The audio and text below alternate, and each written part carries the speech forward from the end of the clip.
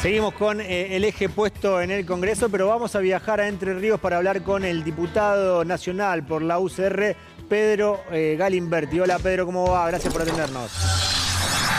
¿Qué tal? Buenas noches, ¿cómo les va a ustedes? Bien, Buenas noches para la Pedro. audiencia. Muy bien. Gracias por Muy bien. atendernos. Bueno, ahí veía Por favor. en tu cuenta de Twitter, ahora ya se llama X, que hacías una definición muy interesante. Decís que se está dando un federalismo invertido por parte del Ejecutivo. ¿Querés contarnos un poquito más o explayarte sobre ese concepto?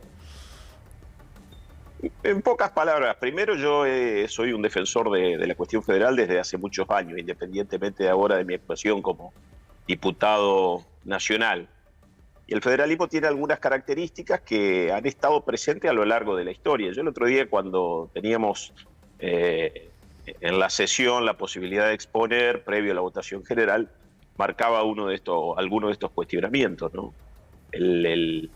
Ya que se lo nombraba tanto Alberdi, yo contaba un poco cómo fue el surgimiento de la Constitución, aproveché para hacer un homenaje porque se venía el 3 de febrero, lo que había sido la Batalla de Caseros y ese hito histórico que dio lugar al proceso de organización del Estado argentino.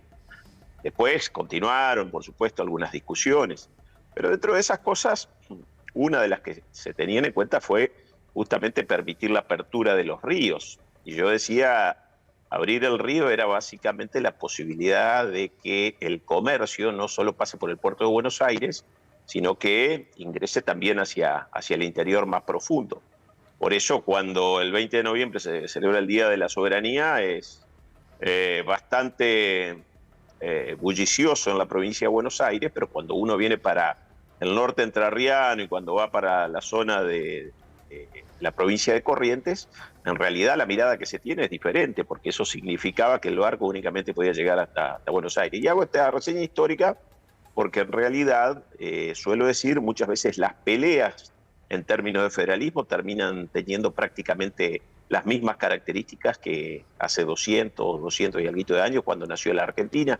Se discute básicamente por los intereses de Buenos Aires, que son fuertes, que naturalmente son fuertes, no es un ataque al porteño en su calidad de ciudadano, sino al que está ahí alrededor del puerto, donde estuvo el gobierno nacional y en definitiva que se hace fuerte. Pedro. Y yo escuchaba recién algunas cosas, ¿sí? No, dale vos. No, y escuchaba recién algunos. Primero, el año pasado, en el 23 hubo sesiones extraordinarias, porque escuchaba por ahí que no. A partir del 20 del 20 de enero tuvimos sesiones extraordinarias. Había 10 temas. Y algunos estamos acostumbrados a estar todas las semanas en Buenos Aires, independientemente de la recorrida continua que efectuamos en nuestras provincias. Y por otro lado, está claro que aquí fue el gobierno quien, teniendo la aprobación, primero un dictamen que algunos no firmamos, pero que luego se dio el quórum, que se permitió la discusión en el recinto, que se votó por la afirmativa, y donde, por ejemplo, desde mi partido, el radicalismo, había prácticamente 180 artículos en los cuales existían disidencias. Obviamente que eso al momento de la votación se da. Y quiero, en este sentido, sobre todo hablar del artículo 5, pero quiero decir una cuestión que para mí es fundamental. El gobierno tenía la aprobación en general del proyecto, tenía aprobado sin ningún tipo de modificación el artículo 1, el 2, el 3 y el 6. En el artículo 4 nada más que un inciso le quedó afuera de los 8 que había. Y en el artículo 5, y específicamente vinculado a los fondos fiduciarios, que son 29, una propuesta muy concreta del diputado Massot, previo a la votación, que no fue aceptada por el miembro informante de La Libertad Avanza, y que era excluir de esos 29 nada más que a 2 fondos fiduciarios, uno vinculado al desarrollo regional y otro apoyo a las provincias. Eran nada más que 2 en 29. No lo aceptaron, perdieron la votación. Por eso digo, porque después se sale con la cuestión de que muchos se están defendiendo determinados intereses. La verdad que nosotros defendimos intereses de las provincias con una mirada muy clara, y aun cuando no todos los informes vinculados tanto a privatizaciones como en el caso de los fondos fiduciarios habían llegado al Congreso, ¿no? En este sentido, el propio Pichetto, cuando hizo su alocución, creo que hizo recordó algo muy importante. Un proceso de estas características requería el ministro de Economía vaya al Congreso. Sinceramente no creo que no haya tenido una mañana para ir a charlar con nosotros. Y la verdad que ese fue un mal comienzo. Un mal comienzo que tuvimos desde el 10 de diciembre, cuando Milei no le habla a la Asamblea Legislativa, Pedro, y que ha continuado, ¿no? Te quiero preguntar específicamente por la quita de los subsidios a las provincias. Estaba leyendo recién que en Entre Ríos, la provincia que vos representás, va a haber un aumento del 123% en promedio en las boletas de luz, pero también va a afectar al transporte, también va a afectar a las escuelas. Sí, los docentes. ¿Cómo estás viendo vos esta decisión del Gobierno Nacional y cómo va a impactar en tu provincia en particular? Bueno, sabemos que los fondos vinculados al incentivo docente no han sido transferidos en el mes de enero, por tanto ahí puso dinero la provincia, vinculado a lo que son los subsidios al transporte, subsidios que tenían una clara diferenciación entre el AMBA y el interior, es decir, de los subsidios del año pasado, que fueron algo más de 100.000 pesos, el 86% fueron a esa zona del AMBA y el resto se distribuyó, ese 14%, se distribuyó, esos 100.000 pesos, perdón, 100.000 millones de pesos se distribuyeron entre el interior. Por tanto, ya veníamos complicados. Bueno, ahora con lo que se está hablando, esto seguramente, primero porque usted tiene muchas ciudades del interior, varias, que la SUBE todavía no está habilitada. Por tanto, no va a poder correr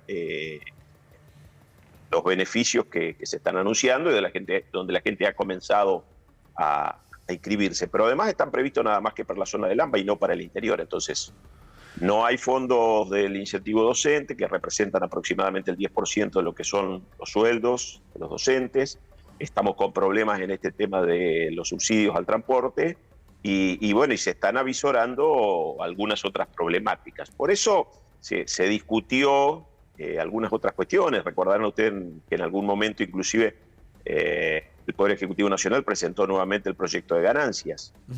Y bueno, y ahora aparentemente se lo va a retirar. Entonces hay una situación complicada. Y a mí particularmente me preocupa mucho el tema de que no se ha tratado el presupuesto para este año 24 y que se ha reconducido el del año pasado. Es un decreto, el 88-23, no advertido por muchos, pero que básicamente con la dinámica inflacionaria de la Argentina, calculen que en mayo nos vamos a estar quedando sin nafta, para decirlo de alguna manera, y luego las asignaciones se hacen por una decisión administrativa de la jefatura de gabinete, una decisión administrativa que obviamente es discrecional y que la verdad es que nosotros tenemos que poner atención desde el Congreso en eso. A mí me daría la sensación de que tenemos que tratar de discutir el presupuesto, o el que ha mandado en su momento Massa, Massa Fernández, que obviamente está desactualizado, con números que no se corresponden con la realidad, pero aunque sea empezar a trabajarlo a los efectos de tener un presupuesto que brinde ciertas garantías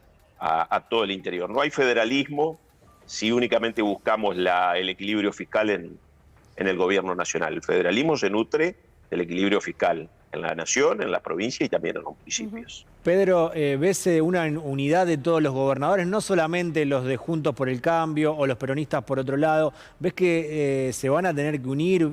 ¿Crees que existe esa necesidad? De hecho, han firmado todos los ministros de Educación después de quitar los fondos de incentivos docentes.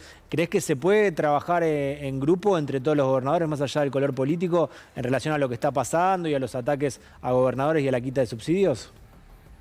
Hay intereses que afectan a todas las provincias y que han significado una modificación intempestiva de cómo se venía trabajando, y esto obviamente me parece que la lucha por intereses comunes, independientemente de los espacios políticos, me parece que va a primar. Me da esa sensación. Muchísimas gracias, Pedro, por el tiempo. Muchas gracias a usted.